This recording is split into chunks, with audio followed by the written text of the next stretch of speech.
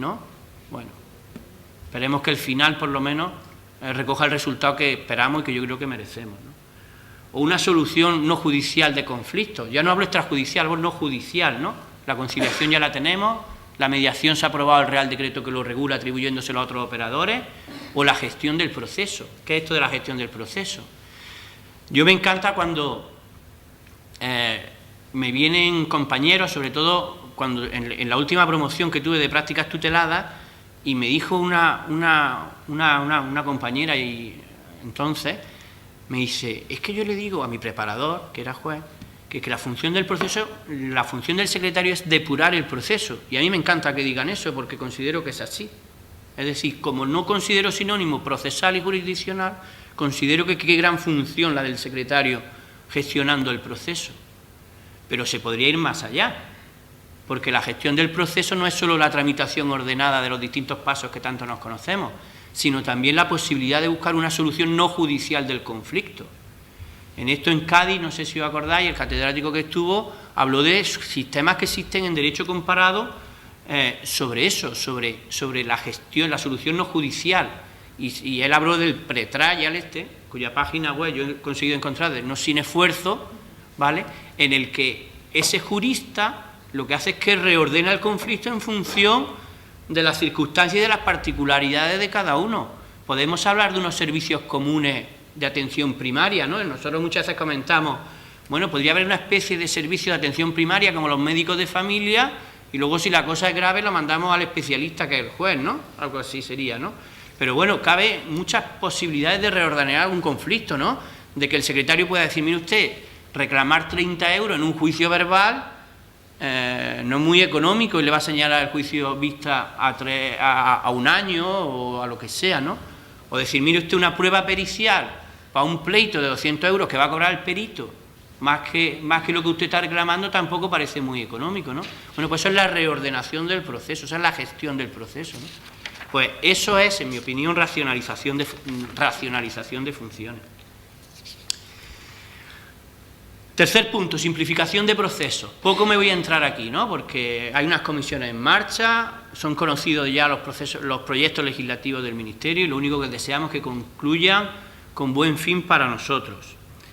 Está la nueva ley de enjuiciamiento criminal, pido ejecución para los secretarios, la nueva ley de jurisdicción voluntaria, pido alternatividad al menos para los secretarios, o la nueva ley de planta judicial, pido los tres quesos, ¿vale? No voy a entrar.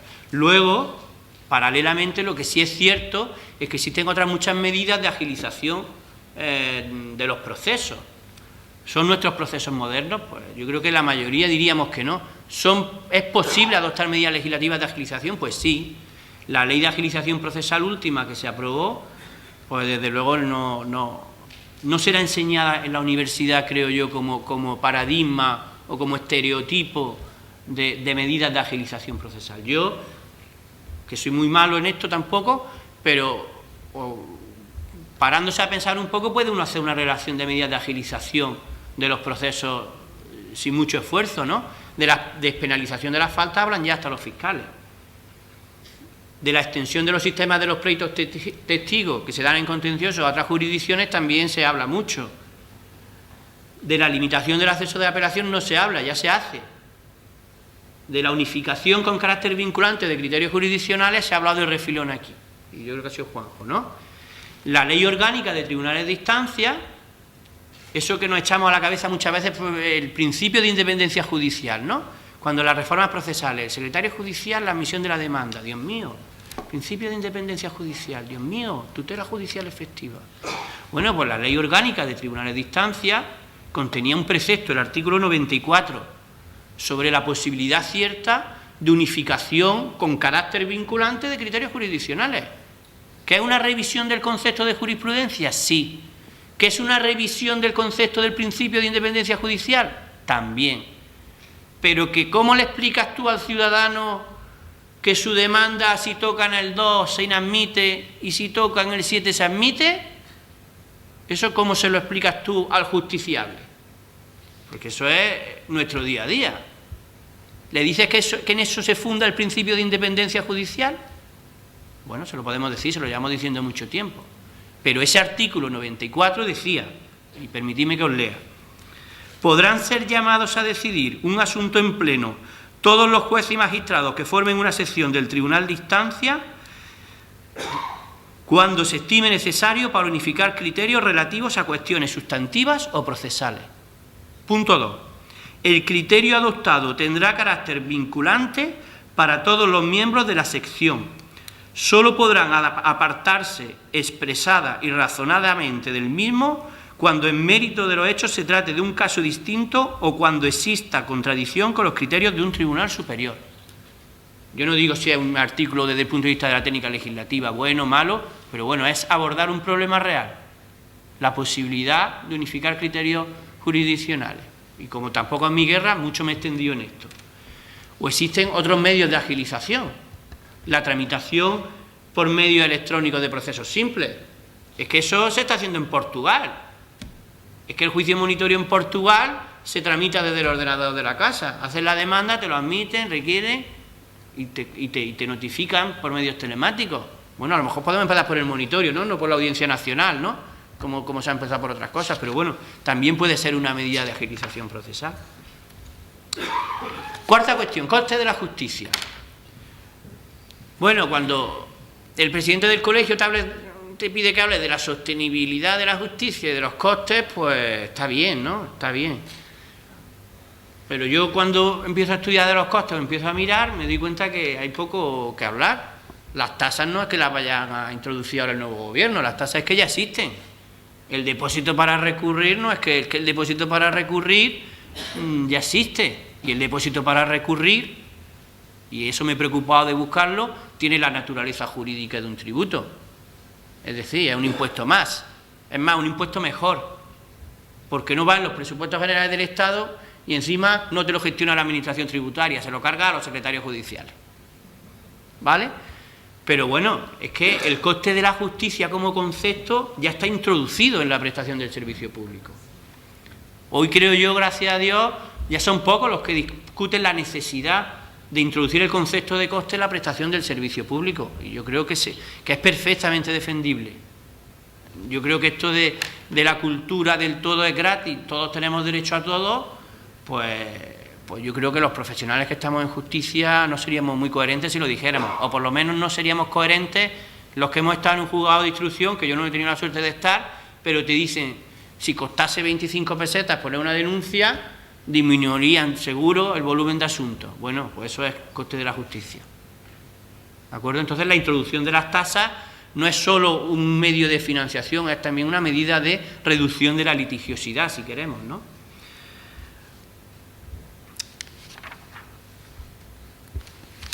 Efectivamente, y lo ha dicho Alfonso, esto está sacado de la presentación del Ministerio de Justicia, de los presupuestos generales del Estado.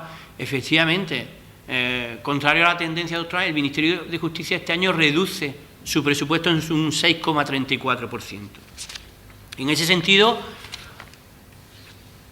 resulta coherente abordar, como hace el Ministerio, una nueva ley de tasas judiciales, ¿no?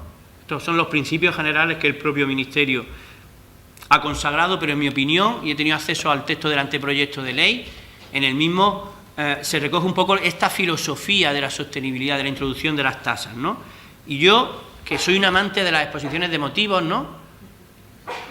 Yo creo que todos tenemos en casa, en el salón de la casa, la de la ley 1903, ¿no? Todos no, pero bueno. Todos alabamos mucho, ¿no?, esa exposición de motivos, pero en cierto modo, como medio de interpretación jurídica, a mí me gusta mucho acudir a ella. El anteproyecto de ley de tasas efectivamente te deja de manera clara algunas cuestiones. Y solo voy a señalar dos, ¿vale? El derecho a la tutela judicial efectiva no debe ser confundido con el derecho a la justicia gratuita, porque dice el artículo 119 de la Constitución, y esto ya lo añado yo, que la justicia será gratuita cuando así lo disponga la ley, y en todo caso respecto de quienes acrediten insuficiencia de recursos para litigar. Por tanto, derecho de configuración legal, como el derecho a la vivienda, ¿no? Mucha gente reclama, tengo derecho a la vivienda porque lo dice la Constitución. No, dice el Tribunal Constitucional, derecho de configuración legal. Cuando tenga una ley que te la reconozca, entonces a lo mejor la podrás reclamar al ayuntamiento, ¿vale? Bueno, pues esto dice lo mismo. ¿Y por qué? Pues porque, como también ha mencionado, creo que ha sido Juan José, la sentencia del Tribunal Constitucional 20/2012 confirma la constitucionalidad de las tasas y reconoce la viabilidad de un modelo en el que parte del coste de la Administración de Justicia sea soportado por quienes más se benefician de ella.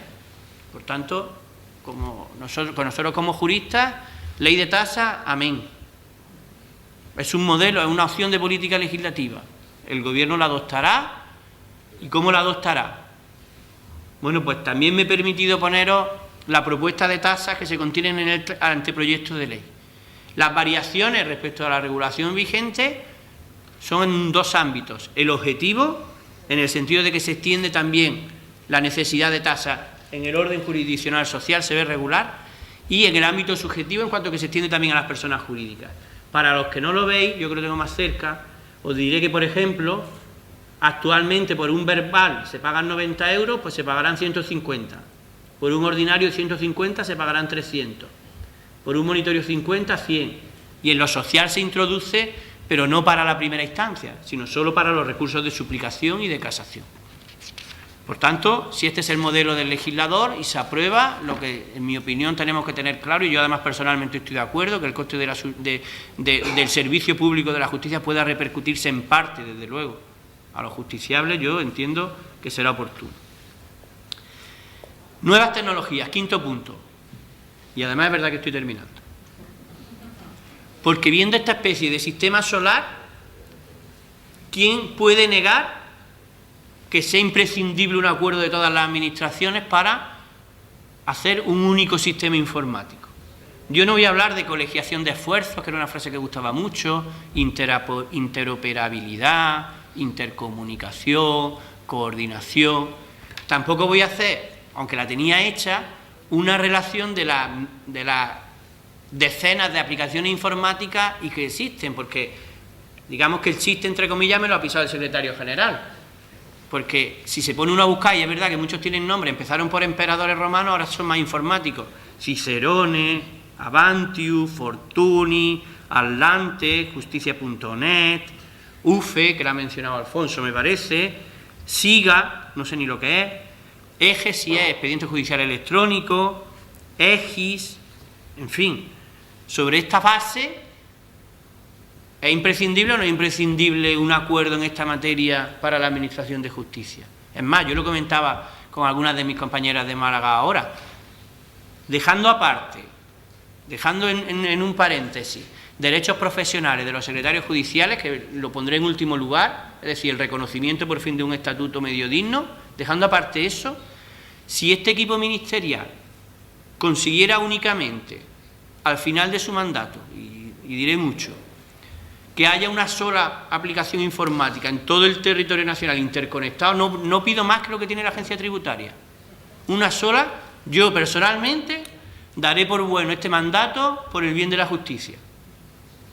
Esa es mi opinión sobre las nuevas tecnologías. Y si no se consigue eso, además el ministro fue de sus primeros propósitos, de sus primeros anuncios. Con eso yo personalmente me daría por satisfecho. Ahora, a partir de ahí, en mi opinión, la nueva justicia es aún más difícil. Y para finalizar, en este tipo de cosas no puede dejar de mencionarse el factor humano, ¿no? Y en el factor humano incluyen muchas variables que nosotros no conocemos habitualmente por la vorágine de nuestro trabajo, pero que yo invito, aconsejo, promuevo, ¿no? Como en el caso de los medios informáticos, promuevo a su uso profesional y a su análisis. Hablo de liderazgo, hablo del uso de protocolos de actuación, hablo de flexibilidad en la organización, hablo de mejora continua, hablo de la toma de decisiones basadas en datos, hablo de la gestión por procesos, etc. Pero eso no constituye el objeto de la ponencia. Sí, para terminar, en mi opinión, y más teniendo el privilegio de cerrar la jornada, hablando de factor humano, sí me apetecía hablar de secretarios judiciales. Y es que, en mi opinión, en época de crisis económica, sin apenas impacto alguno en el presupuesto del Ministerio de Justicia, ya que no hay dinero para otras cosas, ruego encarecidamente que el Ministerio de Justicia, yo lo vengo repitiendo a quien me quiere escuchar, haga de esta legislatura la legislatura de los derechos profesionales de los secretarios judiciales.